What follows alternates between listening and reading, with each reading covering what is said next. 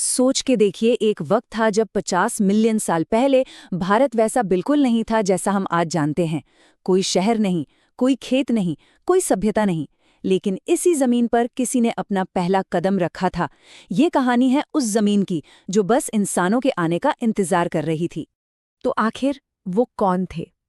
भारत में कब आए, कहाँ से आए, और क्या वही भारत के पहले इंसान थे? ये एक ऐसा सवाल है जिसका जवाब हमें लाखों साल पीछे ले जाता है।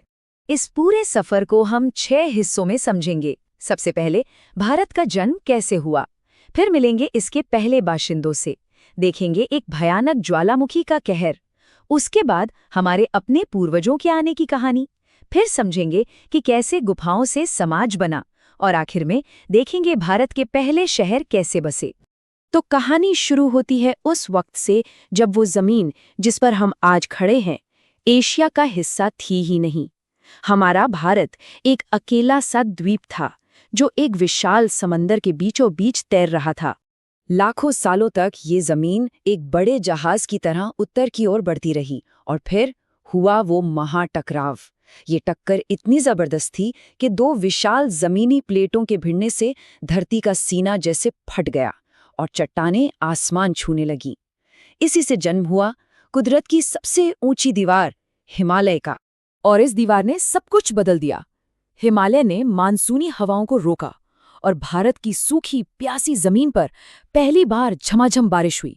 जो जमीन कल तक पथरीली और वीरान थी, वो अब घने जंगलों, मीठे पानी के झरनों और हरियाली से भर गई।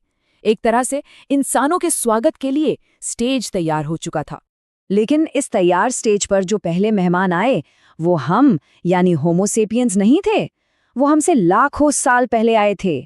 भारत के पहले मालिक, एक बिल्कुल अलग इंसानी प्रजाति जिन्हें आज हम नर्मदा मानव के नाम से जानते हैं, और वो एक बिल्कुल ही अलग दुनिया में रहते थे। उस समय भारत की धरती पर इंसानों का नहीं बल्कि दानवों का राज था। हाथियों की जगह उनके विशाल परदादा स्टेगोडॉन घूमते थे, जिनके चलने से जमीन कांपती थी। नदियों में ट्रक के साइज के हेक्साप्रोटोडॉन तैरते थे।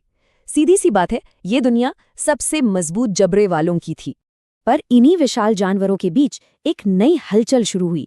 अफ्रीका से एक नई इंसानी नस्ल होमो इरेक्टस दुनिया में फैल रही थी। यही थे हमारे नर्मदा मानव।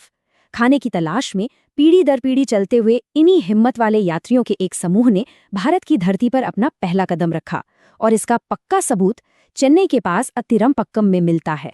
यहाँ वैज्ञानिकों को पत्थर के बने कुछ औजार मिले। जब इनकी उम्र पता की गई तो सब हैरान रह गए। ये औजार 15 लाख साल पुराने थे। मतलब हम इंसानों के पैदा होने से बहुत बहुत पहले यहाँ कोई था जो दिमाग का इस्तेमाल करना जानता था।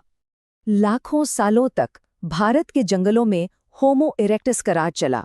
उन्हें लगा होगा कि वो इस धरती के मालिक हैं और उनका राज हमेशा रहेगा। पर उन्हें अंदाजा नहीं था कि कुदरत एक बहुत बड़ी तबाही की साजिश कर रही थी। हजारों किलोमीटर दूर इंडोनेशिया में जमीन के नीचे एक दानव जाग रहा था, एक सुपर वोल्केनो, एक ऐसा टाइम बॉम्ब जिसकी गिनती शुरू हो चुकी थी। और फिर टोबा फटा। धमाका इतना जोरदार था कि हिमालय भी कांप उठा होगा। कुछ ही घंटों में भारत का नीला आसमान गायब हो गया, और फिर आसमान से गिरने लगी सफेद मौत, यानी ज्वालामुखी की राख। भारत, जो एक गर्म देश था, अचानक बर्फ जैसा ठंडा पड़ गया। तो सवाल ये है कि नर्मदा मानव जो लाखों साल से यहाँ राज कर रहे थे, वो इस कुदरती कहर से हार क्यों गए? इसके 3 बड़े कारण थे। पहला, उनका पहलवान जैसा बड़ा शरीर जिसे बहुत ज्यादा खाने की जरूरत थी। दूसरा, उनके भारी हथियार जो अब राख के नीचे छिपे छोटे जानवरों के शिकार के लिए बेकार थे। और तीसरा और सबसे जरूरी, उनमें आगे की प्लानिंग करने की क्षमता नहीं थी। और बस भारत की पहली इंसानी प्रजाति भूख, ठंड और अंधेरे में हमेशा के लिए खो गई। लेकिन ये अंत नहीं था। ये तो एक नई शुरुआत की तैयारी थी, क्योंकि अब राख से ढकी इस जमीन पर कदम रखने वाली थी एक नई प्रजाति, हमारी प्रजाति, होमो सेपियंस। देखिए, उस वक्त अफ्रीका में भी हालात खराब हो रहे थे। मौसम बदल रहा था, खाना कम हो रहा था, तो मजबूरी में हमारे पूर्वजों के एक छोटे से ग्रुप ने रेड सी पार किया। अब वो जिंदा तो थे, पर बेघर थे। तो उन्होंने समंदर का किनारा पकड़ लिया और बस चलते गए, पीढ़ी दर पीढ़ी, हजारों साल तक। और फिर लगभग 65,000 साल पहले उनकी अगली पीढ़ी भारत की दहलीज पर पहुंची।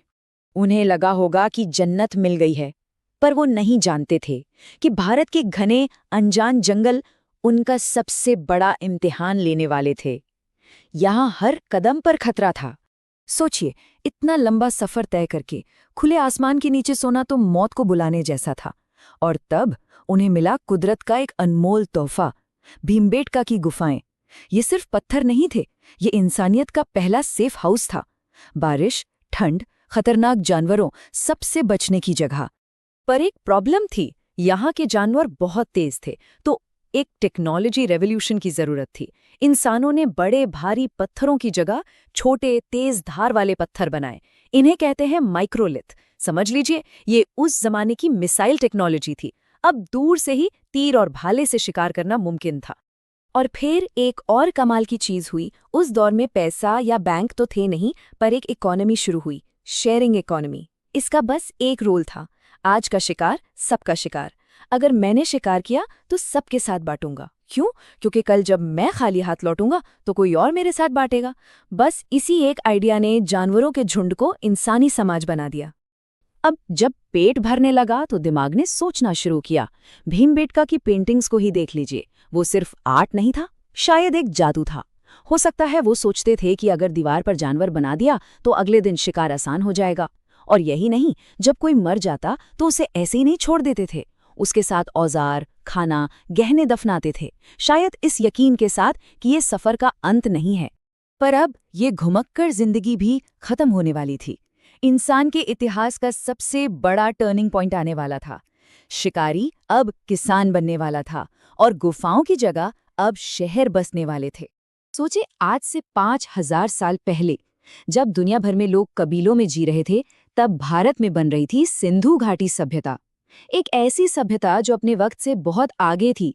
सड़कें एकदम सीधी 90 डिग्री पर, हर घर में अपना बाथरूम, ढकी हुई नालियां और मोहनजोदड़ो का ग्रेट बाथ जो इंजीनियरिंग का एक नमूना है। सच कहें तो ये दुनिया का पहला स्मार्ट सिटी मॉडल था। लेकिन कहानी यहाँ खत्म नहीं होती। गंगा के मैदानों में इतिहास एक नया और भी रहस्यमय मोड़ लेता है। यूपी के सिनौली में जमीन के नीचे से मिले हैं शाही रथ और अजीब एंटेना वाली तलवारें। हमेशा से माना जाता था कि रथ भारत में बाहर से आए, पर सिनौली ने इस पूरी थ्योरी को चैलेंज कर दिया है। ये चीजें अजीब तरह से महाभारत की दुनिया की याद दिलाती हैं। तो आखिर में ये हमें एक बहुत बड़े सवाल पर लाकर खड़ा कर देता है। क्या महाभारत, जिसे हम एक महाकाव्य मानते आए हैं, सिर्फ एक कहानी है, या ये इतिहास की कोई खोई हुई याद है? शायद इसका जवाब अभी भी जमीन के नीचे ही कहीं दफन है।